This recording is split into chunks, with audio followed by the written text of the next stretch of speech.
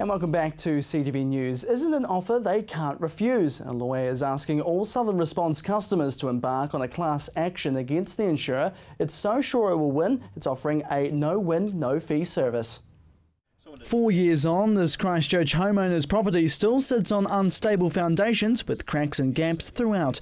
But he's happy as is, and even more so now with the litigation team jumping on board to help with the class action against insurer Southern Response. Over the last year, Grant Cameron has been working alongside frustrated homeowners, encouraging over 3,000 unsettled policyholders to join a united effort to get what the claimants are owed through legal action.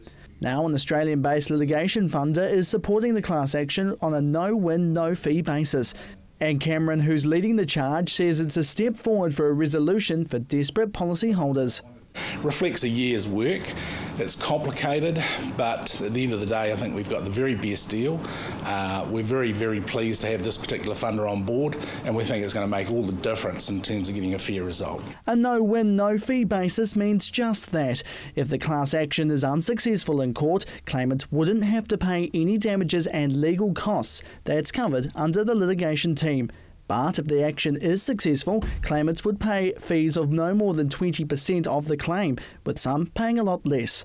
Now, with the class action ramping up, the Litigation Services Chief Executive says they are confident despite the risk. For us, we see this, the policyholders are entitled to an outcome. Individually, they can't achieve that outcome.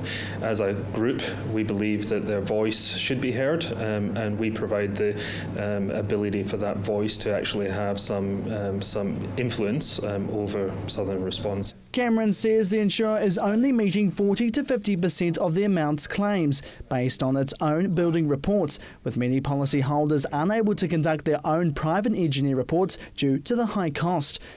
And he says it shouldn't have come this far, with the insurance company settling claims at fair rates earlier. Basically, claims should have been made, the damage should have been assessed on the first occasion, perhaps with the assistance of expert reports where required, and repair or rebuild contracts should have been let straight away. Essentially, the domestic reconstruction could have been completed in 18 months to 2 years.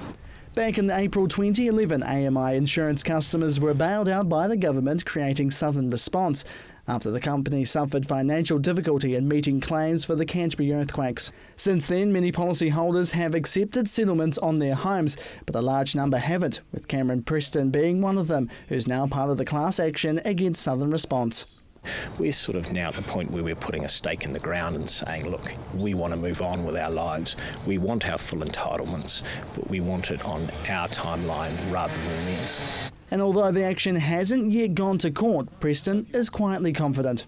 In the full course of this action, there will be some very interesting things that will come to light that will be quite revealing for not just Southern Response customers, but for policy holders in the rest of Canterbury and New Zealand.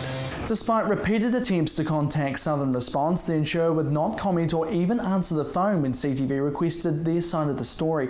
And while the class action could delay settlement for many who have been waiting years for their homes to be fixed, the outcome is looking better in the long run. More meetings will be held in the coming weeks for other policyholders to join the action. But for now, Preston says he's happy to wait in his broken home, knowing action won't happen overnight. However, he's willing to fight to the end. Jared McCulloch, CTV News.